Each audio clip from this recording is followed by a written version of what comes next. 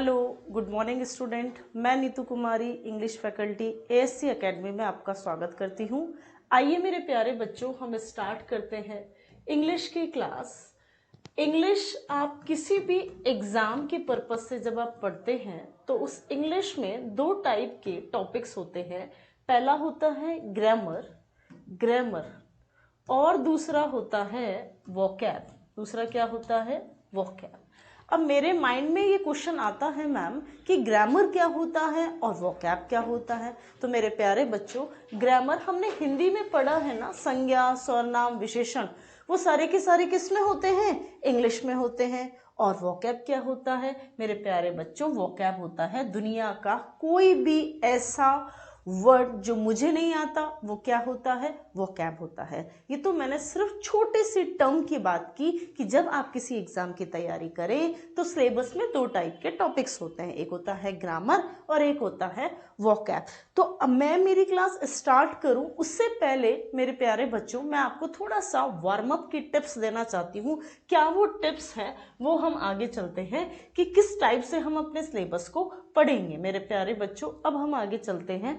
पहले मैं आपको ये बता दूं कि मेरी क्लास क्यों ज़रूरी है। इस चीज़ को आप ध्यान में रखेंगे, मेरी क्लास क्यों ज़रूरी है ये आप ध्यान रखेंगे कि हम इस पैकेज में आपको स्पेशल क्या देना चाह रहे हैं। मिनिमम टाइमिंग्स में मैक्सिमम टॉपिक्स क्या होंगे?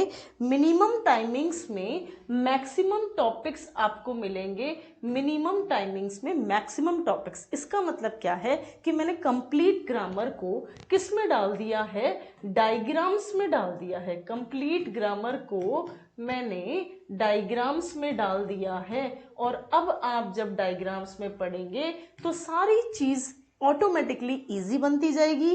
टाइम वेस्ट जो ज़्यादा होता था, अब बहुत कम टाइमिंग में हम बहुत सारे पॉइंट्स को कवर करेंगे। सेकंड है every point on your tips. आपका हर एक पॉइंट टिप्स पर होगा। क्यों होगा टिप्स पर? क्योंकि मैं एक एक पॉइंट को 2 बार, 4 बार, 6 बार बोलूँगी और आप भी बोल बोल के अपने नोटबुक में नोट करेंगे, तो इससे हमारे सारे पॉइंट्स जो हैं वो टिप्स पर हो जाएंगे।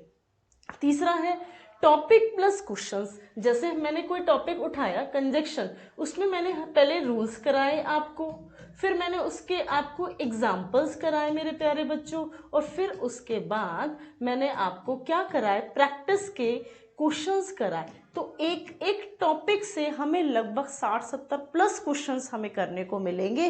वो टॉपिक्स अच्छे से मेरे माइंड में धीरे धीरे क्या होने लगेगा? ग्रैप होने लगेगा और वो अपनी जगह बनाने लगेगा। इस पैकेज में हम आपको 1000 प्लस वर्ड्स वोकैब कराएंगे। क्या कराएंगे? 1000 प्लस वोकैब याद कराएंगे। और वो जो वोकैब होगी वो हम आपको क्लास में ही याद कराएंगे। बस मेरे प्यारे बच्चों, आपको एक डिटर्मिनेशन पावर, एक जो विल पावर है उसके साथ आपको क्लास लेनी है। कोई चीज़ समझ नहीं आ रही है, आपको कोई डाउट है, पॉज करो, फिर वीडियो को वापस से देखना स्टार्ट करो। आपका जो बिलीव है, हमारा एफर्ट्स प्लस आपकी कंसिस्टेंसी, हमारा गाइडेंस, ये मिलकर हम आपको क्या दे सकते हैं? सिलेक्शन दे सकते हैं। मेरे प्यारे बच्चों, आपको अब 2 नोटबुक बनानी है, एक ग्रामर की बनानी है और एक वोकैब की बनानी है। जिस दिन जो मैं टॉपिक कराऊं उस कॉपी में सुंदर सुंदर नोट करना है और 3 बार उसको दिन में रिवाइज करना है। अगर डॉक्टर के अकॉर्डिंग दवाइयाँ लेंगे आप, टाइम पे जल्दी सही हो जाएंगे। ऐसे ही मेरे अकॉर्डिंग अगर आप डोज लेंगे, मैं कहूँगी दिन में 5 बार पढ़ना है तो आपने 5 बार पढ़ना है। चीज़ों को आसान मैं बना सकती हूँ, याद आपको करा सकती हूँ, लेकिन आपको अपना एफर्ट्स भी मेरे प्यारे बच्चों देना होगा। अब हम आगे चलते हैं कि इंग्लिश को पढ़ने के लिए मुझे बेसिक क्या पॉइंट पता होना चाहिए, वो हम अब आगे चलते हैं। कैसे मुझे आगे का पॉइंट पता होना चाहिए? चलिए मेरे प्यारे बच्चों, अब हम आगे बढ़ते हैं। नेक्स्ट है बेसिक पॉइंट। मैम, ये जो आप बेसिक पढ़ा रहे हो क्या ये एग्जाम में आएगा? नहीं, लेकिन आगे आने वाले जो मेरे टॉपिक्स हैं मेरे प्यारे बच्चों, जैसे अपना नाउन है, प्रोनाउन है, सब्जेक्ट वर्ब एग्रीमेंट है, जितने भी आगे जितने भी इंग्लिश के टॉपिक्स हैं वो इस बेसिक टॉपिक को लेकर बनते हैं। मतलब ये मेरा एक रूट है। हर एक टॉपिक में ये जो टर्म्स हैं मुझे तड़पाने वाली हैं। तो आओ क्यों ना हम इनको पढ़ के इनका किस्सा ही खत्म कर दें। इंग्लिश में मेरे प्यारे बच्चों याद रखना, एक जो सेंटेंस बनता है वो किससे बनता है? सब्जेक्ट से मिलता है, वर्ब बनती है और ऑब्जेक्ट होता है। मैं क्या समझाना चाह रही हूँ मेरे प्यारे बच्चों, एक इंग्लिश में सेंटेंस सब्जेक्ट से, वर्ब से, ऑब्जेक्ट से बनता है, लेकिन मैं वर्ड यूज कर रही हूँ आपके सामने जर्नली वर्ड यूज कर रही हूँ, मतलब सामान्यतः किसी सेंटेंस में ये तीनों टर्म्स हो भी सकती है और नहीं। ये कोई ज़रूरी नहीं है कि ये तीनों ही टर्म्स एक सेंटेंस में मौजूद हो सकता है सब्जेक्ट ना हो सकता है ऑब्जेक्ट ना हो, ऐसे हो सकता है। तो generally in English, generally a sentence construct with subject, verb and object. कहानी क्लियर हुआ? बड़े आराम से चलना है। सब्जेक्ट क्या होता है, वर्ब क्या होता है, ऑब्जेक्ट क्या होता है, ये मुझे बड़े अच्छे से पता होना चाहिए, क्योंकि आगे जो मैं कंजक्शन है, टेंस कराऊंगी, तब आप मुझसे पूछेंगे, बार बार मन में डाउट आएगा कि मैम सब्जेक्ट क्या है, वर्ब क्या है, ऑब्जेक्ट क्या है। अभी आपको छोटा सा टर्म्स याद करनी है हमें, सब्जेक्ट क्या है, वर्ब क्या है, ऑब्जेक्ट क्या है। अब हम इन तीनों का धीरे धीरे पोस्टमार्टम स्टार्ट करते हैं, क्या सब्जेक्ट है। तो आइए मेरे प्यारे बच्चों हम बढ़ते हैं आगे। नेक्स्ट, सबसे पहले हम ये देखते हैं सब्जेक्ट क्या होता है। सब्जेक्ट मेरे प्यारे बच्चों सबसे पहले एक्शन जो होता है, क्रिया जो होती है, क्रिया याद रखना, मेरा कोई भी एक्शन जो होता है उसको सर्च करना है। अगर आपको किसी सेंटेंस में सब्जेक्ट सर्च करना है मेरे प्यारे बच्चों, तो सब्जेक्ट सर्च करने के लिए आपको उसमें सबसे पहले क्या सर्च करना है? एक्शन। और उस एक्शन को करने वाला जो डूअर होगा, जो करता होगा, करता, वही मेरा क्या होगा? सब्जेक्ट होगा। फिर से देखो, आपको एक्शन सर्च करना है, क्रिया सर्च करनी है, उसको करने वाला डूअर मेरा क्या होगा? सब्जेक्ट। फिर से बोलना है, आपको क्या सर्च करनी है? एक्शन। एक्शन को करने वाला जो होगा डूअर, वो मेरा क्या होगा? सब्जेक्ट होगा। आगे बढ़ते हैं हम। इसमें राम ने 3 एग्जाम्पल्स आपके सामने हैं, आप ट्राई करना, पहले आप ट्राई कीजिए। राम ने खाना पकाया, तो एक्शन क्या हुआ मेरा? पकाना। क्या एक्शन है? पकाना। और पकाने का काम किसने किया है? राम ने। तो राम मेरा क्या हो गया मेरे प्यारे बच्चों? सब्जेक्ट हो गया। क्या हो गया? सब्जेक्ट। दूसरा है सीता को स्कूल भेजा गया। देखो एक्शन क्या है मेरा प्यारे बच्चों? एक्शन है मेरा भेजना। क्या है? भेजना। और भेजने का काम किसने किया है? सीता ने किया है। तो सीता है क्या? देखो भेजने, सीता को स्कूल भेजा गया, भेजने का काम किसने किया है? सीता ने किया? नहीं साहब, ये अगर आपके मन में आ रहा है सीता सब्जेक्ट है तो नहीं है। थोड़ा ध्यान से पढ़ो। एक्शन क्या है? भेजना। भेजने का काम सीता को किसी और ने किया है, मतलब थर्ड पर्सन ने किया है मेरे प्यारे बच्चों, वो इसमें नहीं दे रखा। और नहीं दे रखा तो इसका मतलब इस सेंटेंस में कोई सब्जेक्ट नहीं है। ये बात आपको अच्छे से समझनी है कि सब्जेक्ट हर सेंटेंस में मौजूद हो ये ज़रूरी नहीं है। यहाँ पे भेजने का काम किसी और ने किया था। मोहन से कपड़े धुलवाए गए। एक्शन क्या है? धुलवाना। धुलवाना। और धुलवाने का काम किसने किया है? मोहन ने। गलत साहब, धुलवाए तो किसी और ने है, मोहन ने तो बेचारे ने मेरी तरह रो रो के धोए हैं मेरे प्यारे बच्चों। धुलवाने का काम किसी और ने किया है। तो इसका मतलब यहाँ सब्जेक्ट क्या हो गया? Not available, no subject. तो मैडम अब हम अच्छे से सीख चुके हैं, जिंदगी में कभी नहीं भूलेंगे, उसको भूल सकते हैं मैडम, तो सब्जेक्ट को नहीं भूल सकते। सब्जेक्ट होता है मैम किसी एक्शन को हम पहले सर्च करेंगे, उस एक्शन का जो डूअर होगा मैम वही मेरा क्या होगा? सब्जेक्ट होगा। मेरे प्यारे बच्चों आराम आराम से हमने सीखा और साथ के साथ 3 एग्जाम्पल भी हमने करे, किसके? सब्जेक्ट के। अब मेरे प्यारे बच्चों हम आगे चलते हैं। सब्जेक्ट के बाद हम चलते हैं अगली टर्म। अगर आपको याद हो तो 3 टर्म की हमने बात की थी, सब्जेक्ट की, वर्ब की और ऑब्जेक्ट की। तो मेरे प्यारे बच्चों हम नेक्स्ट टर्म पे चलते हैं, वर्ब पे। आप वर्ब याद रखना, 2 होती हैं, एक होती है हेल्पिंग वर्ब और एक होती है मेन वर्ब। सबसे पहले हम इसको हिंदी में देखते हैं, क्या लिखते हैं? हिंदी में इसको बोलते हैं सहायक क्रिया। क्या बोलते हैं मेरे प्यारे बच्चों? सहायक क्रिया। और इस मेन वर्ब को क्या बोलते हैं हम? इसको हम बोलते हैं मुख्य क्रिया। मेरे प्यारे बच्चों क्या बोलते हैं हम? मुख्य क्रिया। अच्छा मैम मेन वर्ब क्या होता है, व्हाट इज मेन वर्ब? क्योंकि हम जीरो से चल रहे हैं, सारी चीजों को मैं सिखाते हुए चलूंगी, बड़े आराम से चलूंगी। बस ये है कि अच्छे से सीखना है तो मेरे वीडियो को कंप्लीट आपको देखना पड़ेगा। मेन वर्ब क्या होता है मैम? मेन वर्ब वो होता है जिसके पीछे क्या लग जाए, ना। अगर कोई ऐसी वर्ब, कोई ऐसा एक्शन, कोई ऐसी क्रिया जिसमें ना लगता है, वो मेरा मेन वर्ब है। पढ़ के देखिए आप एक बार उसको। वो क्या है? खेलना, दौड़ना, पढ़ना, चढ़ना, बेइज्जती करना, बेइज्जती सहना, जिसके पीछे ना है, ये मेरे को एग्जाम्स में मिलेंगी। ये मुझे याद नहीं करनी है, बस ये याद रखना है जिसमें क्या लगे ना, वो मेरा क्या हो जाएगा, मेन वर्ब हो जाएगा। अब हमें जो पोस्टमार्टम करना है मेरे प्यारे बच्चों, किसका करना है? हेल्पिंग वर्ब का करना है। हेल्पिंग वर्ब दो होती हैं, एक होती है प्राइमरी और एक क्या होती है, मॉडल्स। मैडम हम सीख चुके हैं वर्ब क्या है। वर्ब मैम दो होती हैं दुनिया में, एक हेल्पिंग और एक मेन। मेन जिसमें ना लगे तो वर्ब कैसी हो जाएगी, मेन वर्ब हो जाएगी। हेल्पिंग वर्ब क्या होगी मैम? हेल्पिंग वर्ब दो होती हैं, एक प्राइमरी और एक मॉडल्स। तो अब मेरे प्यारे बच्चों हम पोस्टमार्टम करते हैं प्राइमरी और मॉडल्स का। तो आइए मेरे साथ साथ हम आगे बढ़ते हैं। बढ़ने के लिए तो हमने ये पैकेज लिया है और हम आगे बढ़ते हैं साहब नेक्स्ट क्लास, नेक्स्ट सेशन में मॉडल्स याद रखेंगे। अब हम पोस्टमार्टम कर रहे हैं मॉडल्स का। मॉडल्स जो होते हैं, दो बातें याद रखनी है। मॉडल्स के साथ वर्ब की फर्स्ट फॉर्म का यूज किया जाता है। मॉडल्स के साथ वर्ब की फर्स्ट फॉर्म का यूज किया जाएगा। और मॉडल्स जो है वो हमें याद रखने हैं। इंग्लिश में मेरे को 13 मॉडल्स की नीड होगी। फिर से मॉडल्स जो है वो हमेशा अपने साथ वर्ब की फर्स्ट फॉर्म लेंगे। और इंग्लिश में कितने मॉडल्स मुझे ये नीड पड़ेगी? सिर्फ 13 मॉडल्स हम याद में रख लेंगे। इनको मेरे साथ साथ आपको बोलना है, कसम है उसकी, आपको साथ साथ बोलना है। कैन का क्या आएगा? कुड। शैल का शुड। विल का वुड। मे का माइट। मस्ट का ऑट टू। फिर need not, dare not, used to. ये है 13 मॉडल्स। कुछ भी नहीं करना, 2 बार मेरे साथ बोलना है और 2 बार अपनी कॉपी के पीछे आपको लिख देना है पेज पर। कैन का कुड, शैल का शुड, विल का वुड, मे का माइट, मस्ट और to, need not, dare not और यूज टू।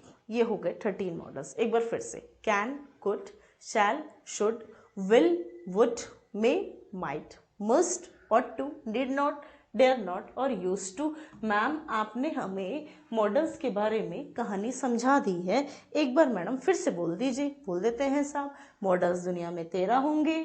मॉडल्स के साथ हमेशा वर्ब की फर्स्ट फॉर्म आएगी, चाहे अलवर हो, जयपुर हो, दुबई हो, कोई भी स्थान हो, मॉडल्स अपने बाद वर्ब की फर्स्ट फॉर्म लेते हैं। ये इंग्लिश का बड़ा इंपॉर्टेंट रूल है कि मॉडल्स अपने बाद वर्ब की फर्स्ट फॉर्म लेंगे। तो देखते हैं बच्चा क्वेश्चन कैसे आएगा मॉडल से रिगार्डिंग एग्जाम में, इसको हम देखते हैं। आइए मेरे प्यारे बच्चों हम बढ़ते हैं आगे। Example, we must dash follow rules. अब मुझे बताइए क्या मस्ट हमने मॉडल किया था? मैडम बिल्कुल आपने बताया था मॉडल है। और मॉडल है तो मॉडल्स के बाद वर्ब की कैसी फॉर्म आएगी मैम? फर्स्ट फॉर्म आएगी। तो जो ब्रैकेट में होती है वो फर्स्ट होती है। तो ये क्या आ गया? इसका आंसर फॉलो। और देखो, Ram can dash run fast. अब आप बताओ क्या कह रहा है ये? क्या कैन मेरा मॉडल है? बिल्कुल मैडम कैन मेरा मॉडल है। और अगर ये मॉडल है तो ये वर्ब की कैसी फॉर्म लेगा? First form. और जो ब्रैकेट में फर्स्ट है तो मेरा आंसर क्या हो गया? रन। तो मेरे प्यारे बच्चों मॉडल्स दुनिया में 13 के बाद वर्ब की फर्स्ट फॉर्म, और वो 13 की लिस्ट आपको कॉपी के पीछे 2 बार लिखनी है, कसम है उसकी।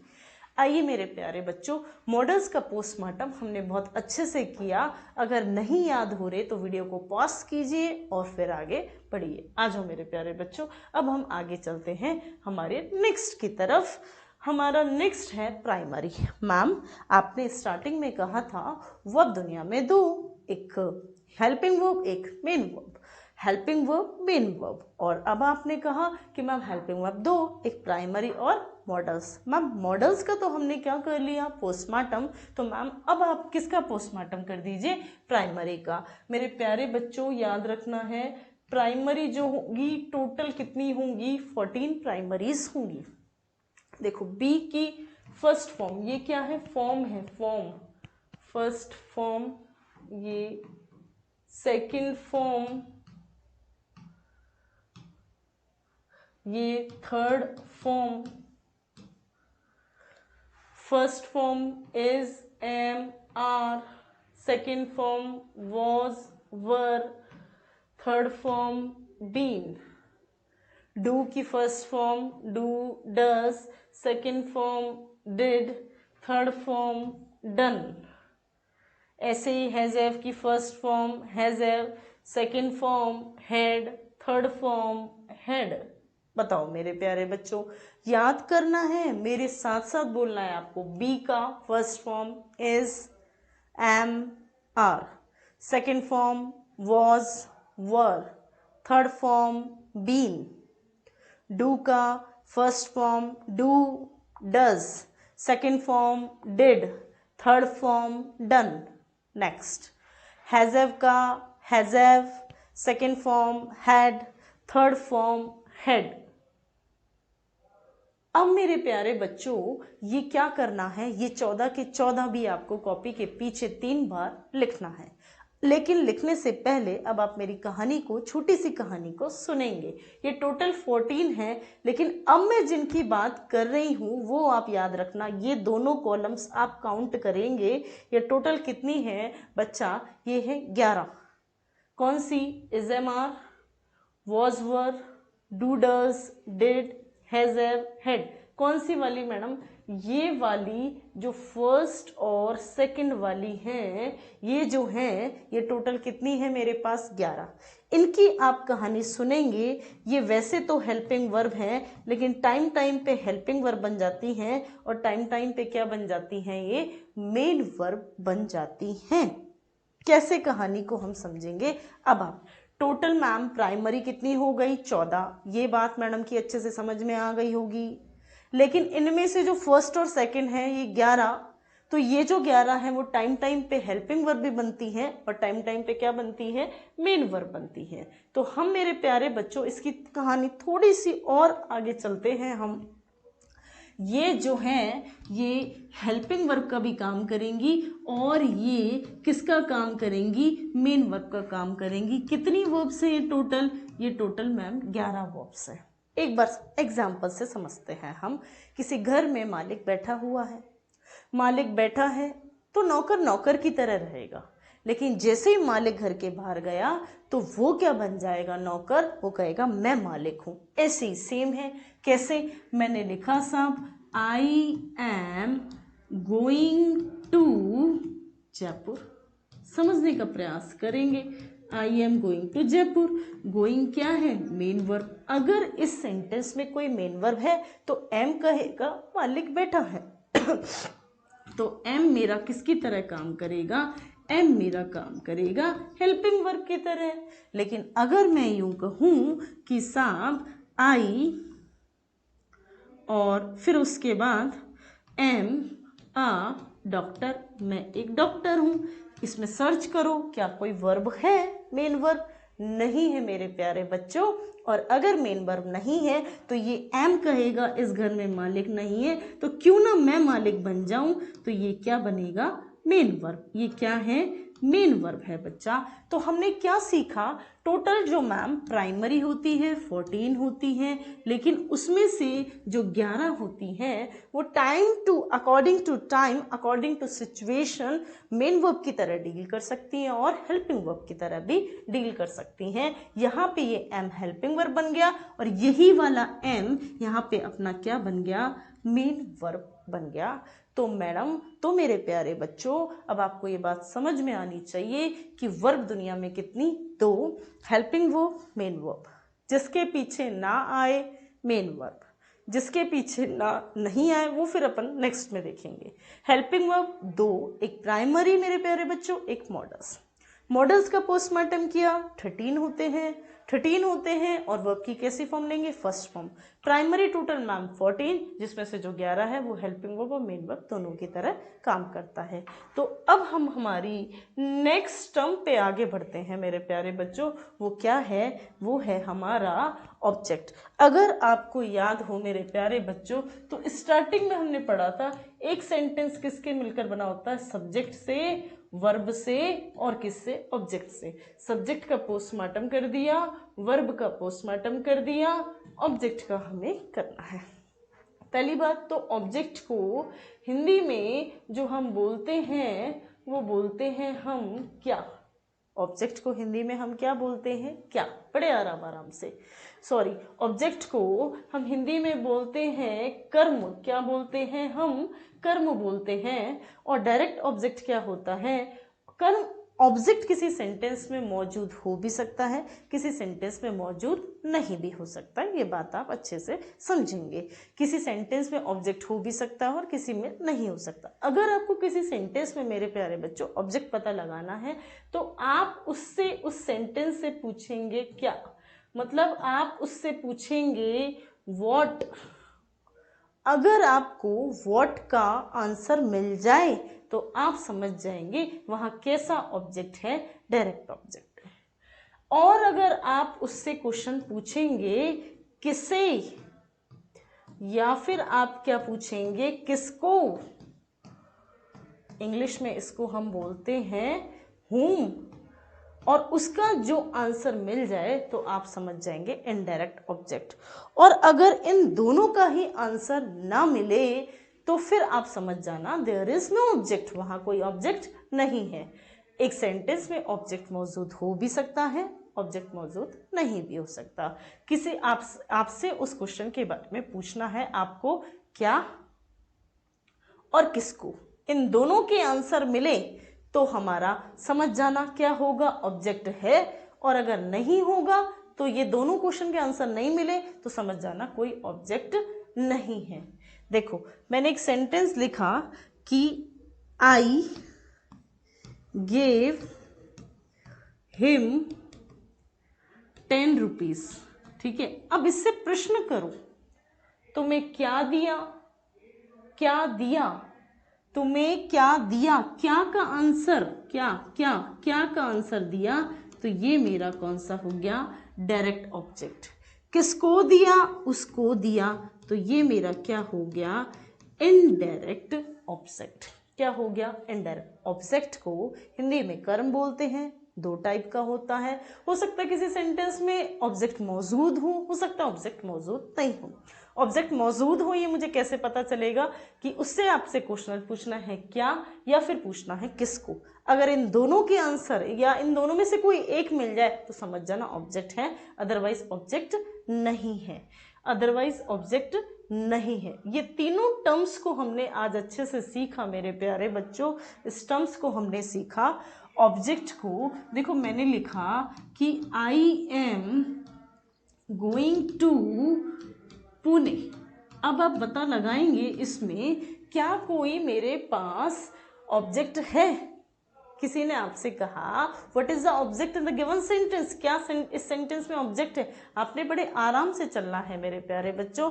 आपको प्रश्न करना है क्या, इसका मतलब है I am going to Pune, मैं पुणे जा रहा हूं, इसका मतलब क्या है, मैं क्या का आंसर मिला। आप इससे क्वेश्चन पूछिए क्या का आंसर मिला, नो। अब इसको पूछिए किसको का आंसर मिला, बोला नो। अगर इन दोनों का आंसर नहीं मिला तो ये जो सेंटेंस दिया हुआ है मेरे प्यारे बच्चों, इसमें कोई ऑब्जेक्ट नहीं है, नो ऑब्जेक्ट। ये बात आज आप अच्छे से समझ लीजिए। भी मेरे प्यारे बच्चों, उम्मीद है फर्स्ट सेशन जो है इस पैकेज का, जो फर्स्ट क्लास जो है हमारी बेसिक क्लास जो है वो अच्छे से समझ आई होगी। और कॉपी में आप कोशिश करें दिन में 3 बार जो आपने लिखा है उसको दिन में 3 बार याद करने की कोशिश करें।